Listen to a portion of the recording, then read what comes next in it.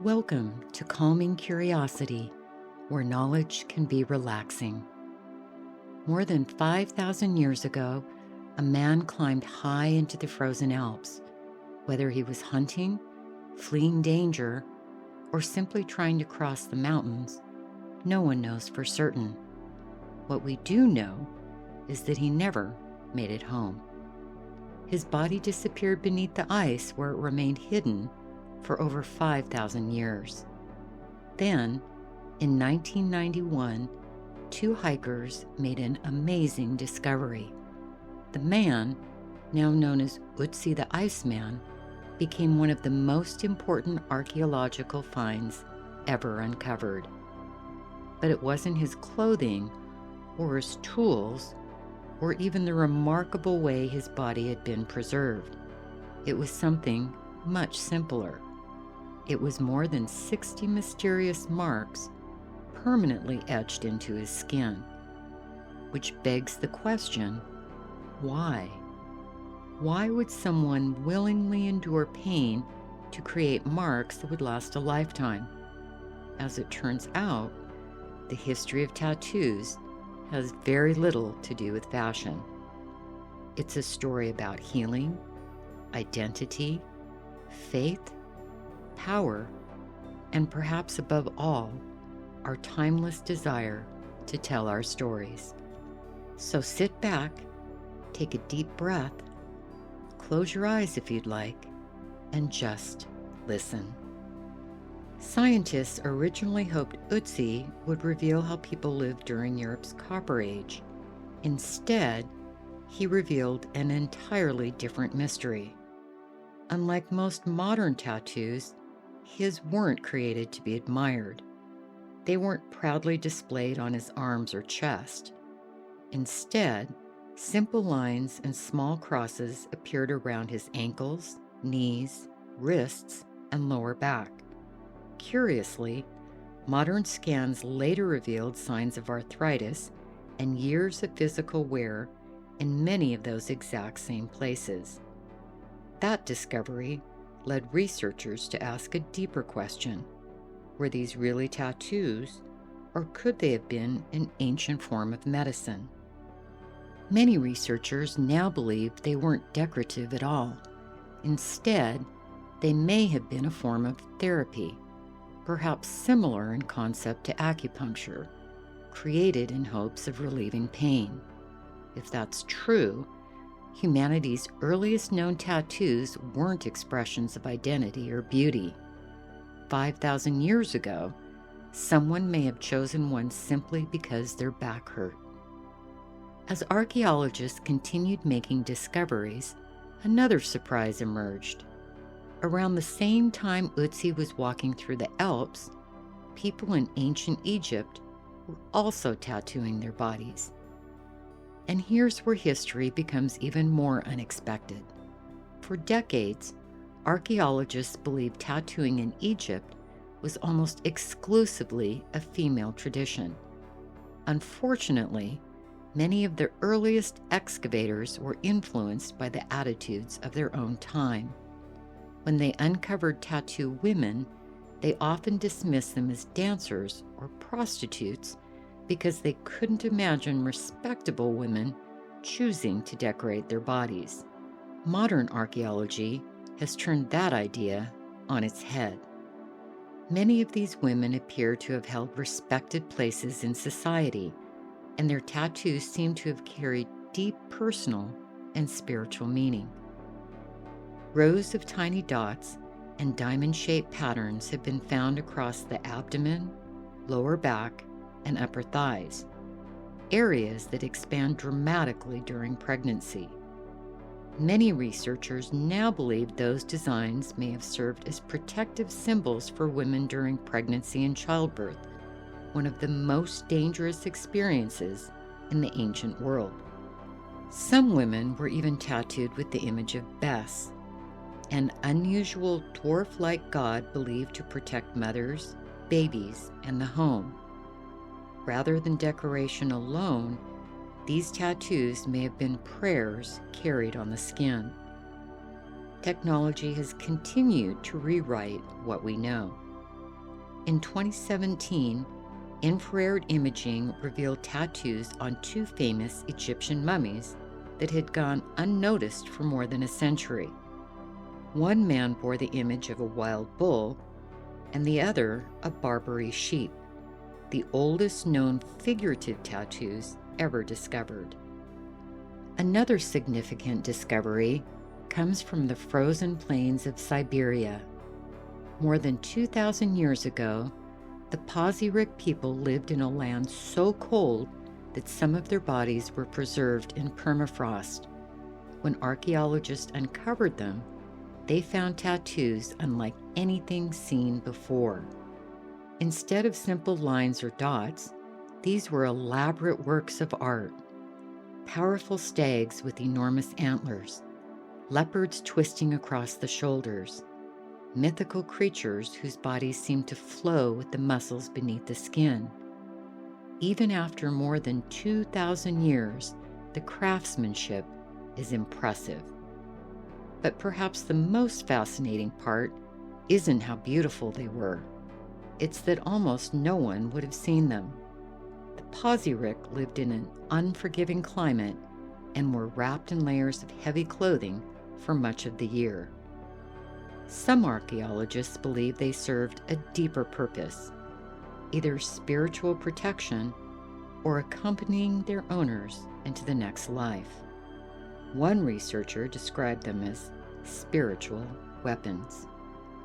As people spread across the world, tattoos began to take on an entirely new purpose. They no longer simply eased pain or sought the protection of the gods. In many cultures, they became a way of answering one simple question: who are you? Thousands of miles away from Siberia, another culture transformed tattooing into something even more personal.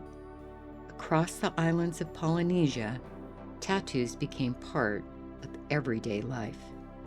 In fact, the English word tattoo comes from the Polynesian word tato, meaning to strike or to mark. The name comes from the rhythmic tapping sound made as bone tools gently struck needles into the skin. It was a slow process, painful, and deeply meaningful.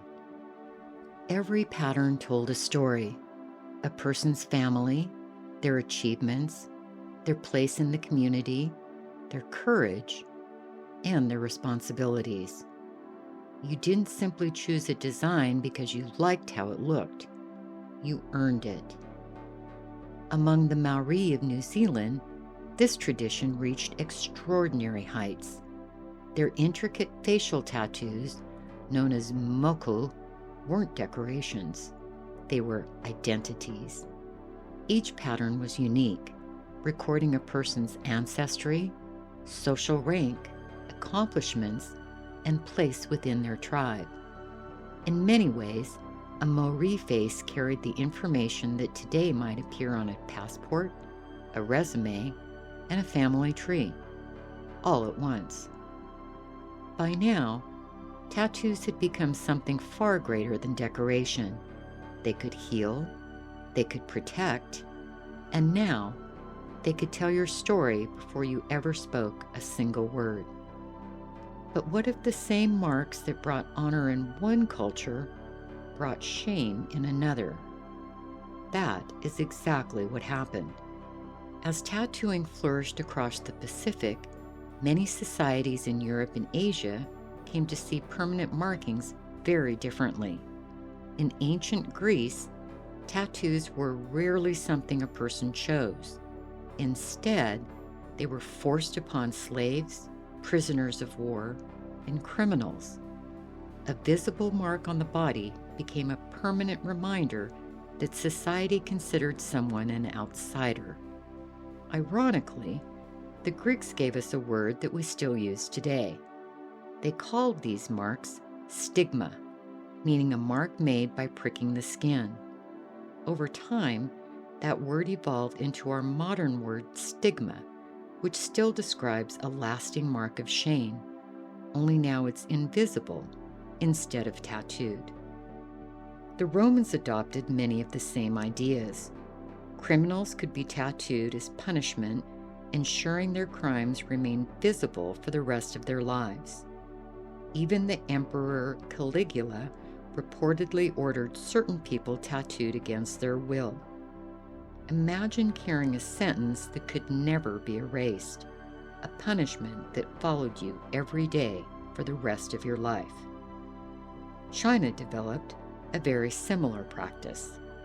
For centuries, one of the official punishments for certain crimes involved tattooing the offender's face or forehead with black ink.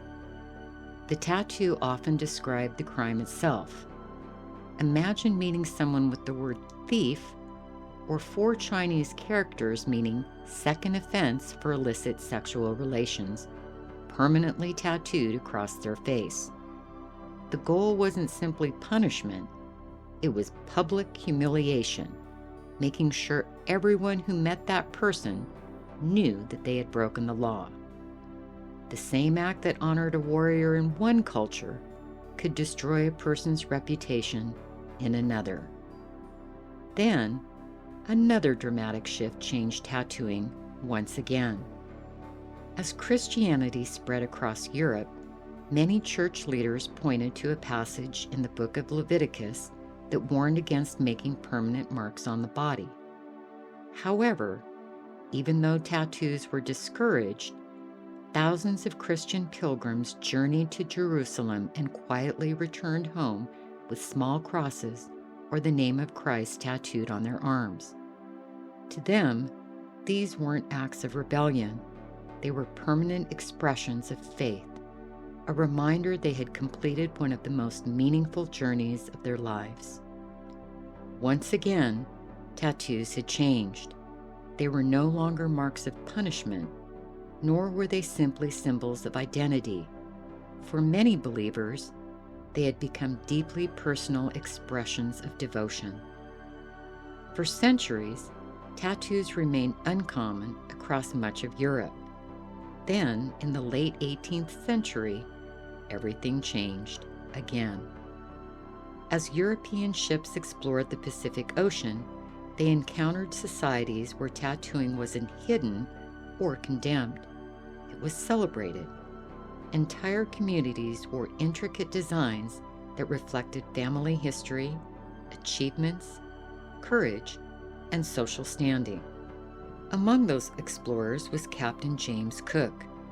During his voyages through Polynesia, he and his crew witnessed tattooing as an honor tradition woven into everyday life. Many of the sailors were so fascinated that they chose to be tattooed themselves before returning home.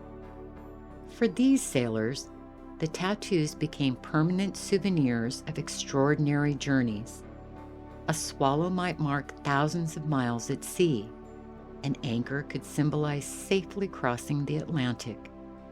Long before photographs or postcards, a tattoo became proof that you had been there and survived to tell the story. If you met an old sailor, you could often read parts of his life simply by looking at his skin. As tattooing spread through Europe and America, the process itself remained slow, painful, and completely done by hand. Before the invention of electric tattoo machines, getting a tattoo demanded remarkable patience from both the artist and the person receiving it. Different cultures developed their own techniques, but the basic idea was surprisingly similar. A sharp point, made from bone, wood, stone, bronze, or even fish spines, was used to carefully puncture the skin, while natural pigments were worked into the tiny wounds.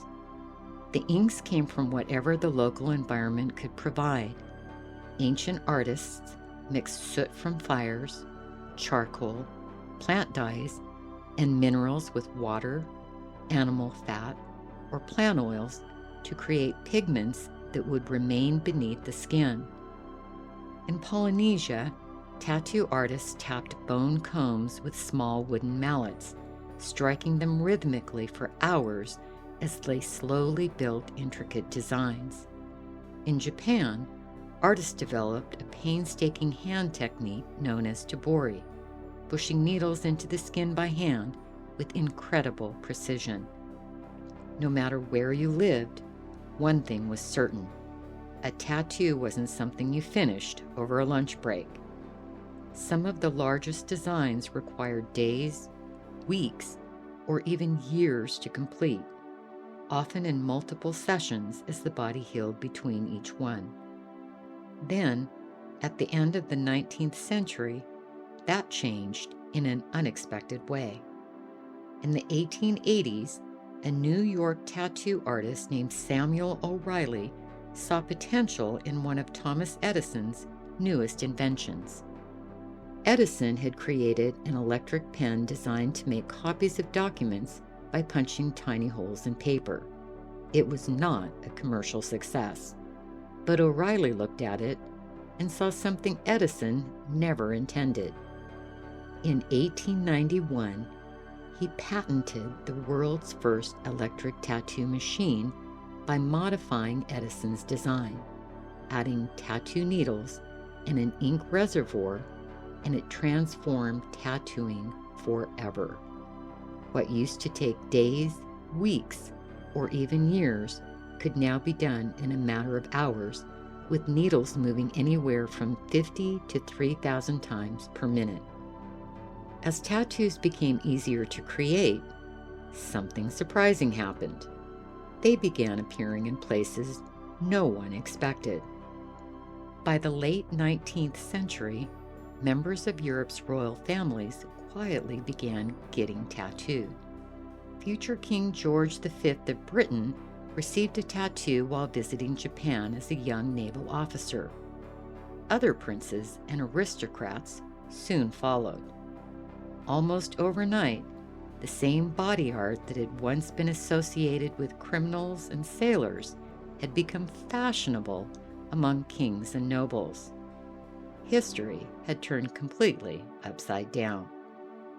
Even one of America's most recognizable corporate logos owes its existence to a tattoo. As a young teenager, Roland Macy worked aboard the whaling ship Emily Morgan. Sailors commonly got tattoos during long voyages, and the five-pointed red star was a popular nautical design. It may have been chosen simply because it was fashionable among sailors, or because stars had long symbolized guidance and navigation at sea, much like sailors relied on the North Star. Years later, when Macy founded his department store, he adopted that same red star as the company's logo. So while we don't know why he chose the tattoo, we do know that it became the inspiration for one of the most recognizable retail logos in America. By the early 20th century, tattooing had entered everyday life, but not equally for everyone. In many parts of the United States, tattoo parlors refused to tattoo married women unless they arrived with their husbands and a marriage license. Turns out the hardest part of getting a tattoo wasn't the needle, it was getting permission. Fortunately, that chapter is largely behind us. Today, in many countries, women with tattoos outnumber men, and some surveys show that nearly 40% of women under 35 have at least one tattoo. For some women, a tattoo is simply a form of self-expression. For others, though, it's part of healing after surgery, illness, or trauma.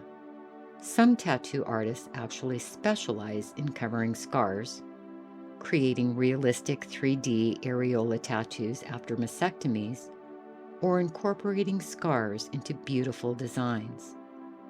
Today, the meaning of a tattoo belongs to the person wearing it. Yet after thousands of years, one truth still connects them all. Humans have always searched for ways to tell the world who they are, sometimes with words, sometimes through art, and sometimes with ink. And with that, we've come to the end of today's episode. If you enjoyed today's calming journey, I would be grateful if you liked and subscribed. It is completely free and truly helps support the channel so I can keep creating and sharing these stories with you. And before you go, please share in the comments where you're listening from. I enjoy seeing how far curiosity travels. I would also love to hear if you have a tattoo with a special meaning, or if your perspective on tattoos have changed.